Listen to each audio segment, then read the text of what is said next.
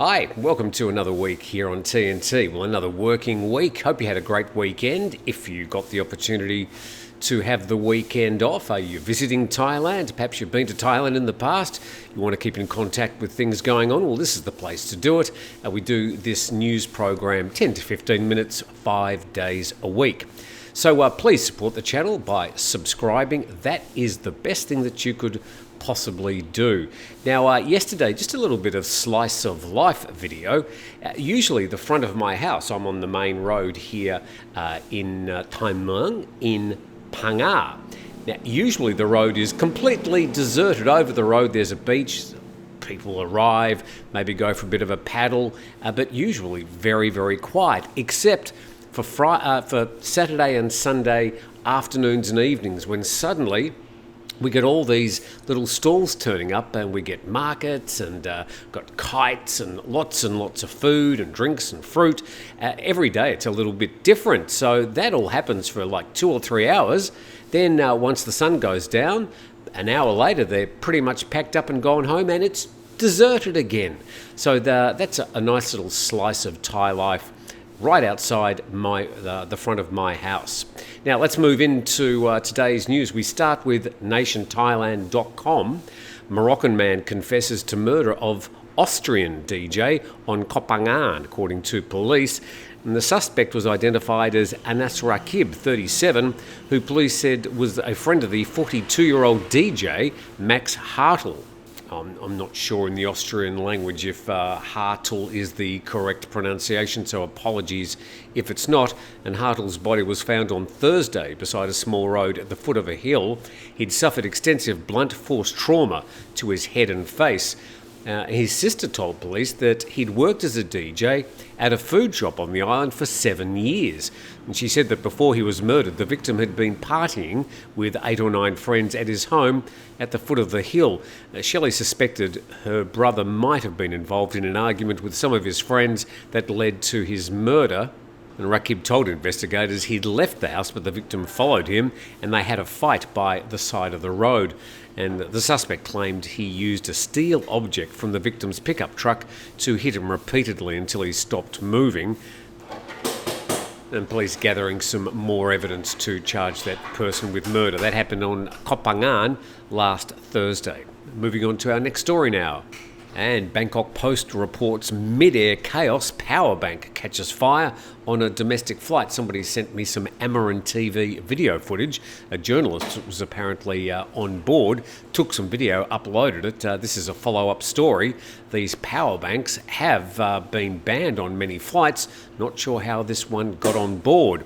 And a power bank explosion triggered chaos on a flight from Bangkok to Nakhon Si Thammarat on Saturday morning, forcing passengers and crew to work together to extinguish the fire. Happened on Thai Air Asia flight FD3188, 30 minutes after departing from Don Mueang Airport at 7:20 in the morning. Passengers said they saw smoke and flames coming from the 15th row of the aircraft. And despite the chaos and confusion, those aboard were able to come together, extinguish the blaze within 2 minutes. Here is a bit of video footage taken by that journalist from Amaran TV. But most of the video, as you can see, they're sort of out of focus, although we can see a lot of people getting up, some people grabbing stuff out of the overhead bins, the last thing you should be doing. People trying to get their kids out of the way of the smoke. There's somebody pushing forward there with one of the flight attendants, but things seemed to settle down. Plenty of smoke in the cabin, but it was brought under control, according to the story. And the flight was able to continue and safely land at Nakhon Si Thammarat with 186 passengers on board. And authorities believe an exploded power bank was the cause, and it had been stowed in the seat pocket when it suddenly ignited. Well, they keep on announcing that you shouldn't be taking power banks on planes if they're over a certain power. Security are meant to be checking on these things. So what happened here? Well, AirAsia said they had successfully extinguished a passenger's power bank, which exploded and caught fire on the plane while flying from Don Mueang to Nakhon Si Thammarat early Saturday morning, as its flight attendants have been trained to deal with the issue. In a statement issued today, that was on Saturday, the airline reminded passengers to check the quality and size of their power bank before taking them on board. Luckily, no one injured in the incident, that from Air Asia. But again, why didn't security pick up on that particular power bank? If it was too powerful, how did it get on the plane?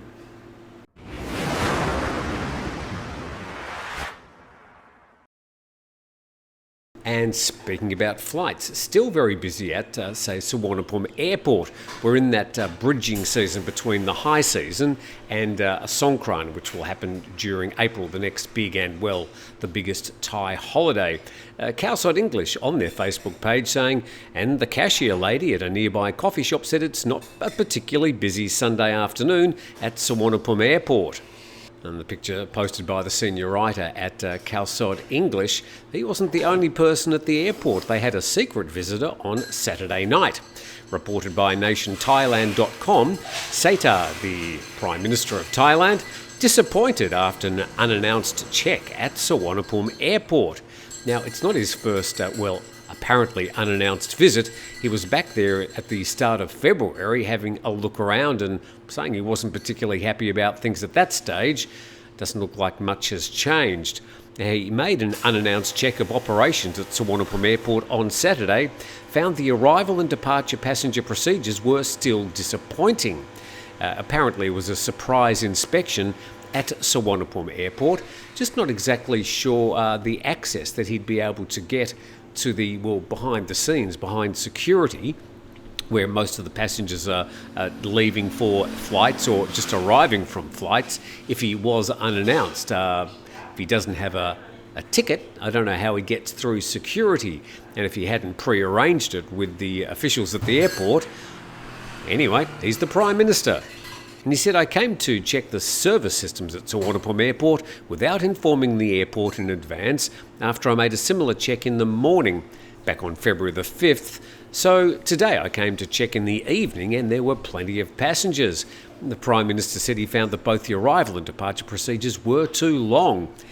I counted the time since a passenger got off a vehicle and entered the check-in system and passed through security system to reach his terminal to wait for boarding, and for arrivals I counted from passengers exiting their plane and coming to the immigration counters. I checked all the procedures in detail and found they took a long time. Again, if he's unannounced, how does he get access to the back end of the Suvarnabhumi Airport operations? But he said that he'd asked the officials in charge if they could reduce the time taken. The answer was the processing time was uncertain. And this has to be improved urgently, according to the Prime Minister. Well, uncertain probably is a pretty good answer, given that if more planes arrive at the same time, then there's just going to be longer queues. Ideally, it'd be nice to think that the Immigration Department could have a few extra staff, 10 or 20, just hanging around waiting for those busier times, but that's not necessarily practical, and planes don't necessarily arrive exactly when they're scheduled to arrive, so how do you actually prepare for that? But that was another surprise visit from the Prime Minister. He wants things to heat up and improve. Nice at least that the Prime Minister is on the passengers' side. Now we go to our next story. We head up to the northern part of Thailand. And 148 Thais among 689 people arrested over online gambling and scams in Myanmar border town. And this being reported by nationthailand.com as well. As many as 148 Thai nationals were arrested in Myanmar's border town of Takilek in a crackdown on scam call centres and online gambling businesses. And in a raid on Friday, Myanmar military and police raided an online gambling business located close to 1G1 Hotel and arrested 689 people found on the premises. We've reported about this hotel and the surrounding facilities in the past. And those arrested included 148 Thais, 75 men, 73 women, as well as Chinese and Myanmar nationals. Arresting officers also seized 400 computers, 270 smartphones, 10 cars and 170 motorbikes. And according to the news agency, this is a Burmese news agency, the raid was carried out in cooperation with the Thai government as part of efforts to fight online scams and gambling targeting Thais. Yeah, the whole world's going to be a lot better off without these online gambling scams, and it seems the centre of attention seems to be some of these border towns just out of Thailand in Myanmar and Laos. The Chinese government, the Burmese government, whatever that means at the moment, are very keen, along with the Thai government, to crack down on these. And a lot of pressure being put on them as well to crack down, because affecting a lot of people beyond the borders and places like Myanmar, Thailand, Laos and China. Well, where is Taki Lek? Well, it's right up the very, very top of that map there. You can see Bangkok down the bottom. I've got an arrow pointing to it. Then up the top, you've got Chiang Mai and Chiang Rai. And Taki Lek is just over the border. So the arrow there pointing at Chiang Rai, you go straight north over the border, and then you hit Taki Lek, which is technically in Myanmar.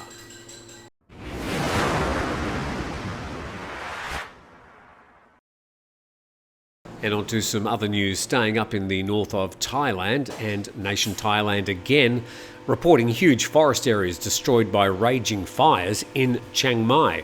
And fires have burned down some 30,000 rai of forests straddling 3 districts of Chiang Mai province after the blazes started about a week ago. And the official said fires started almost simultaneously in the 3 districts of Hot, Chom Thong and Mea Cham.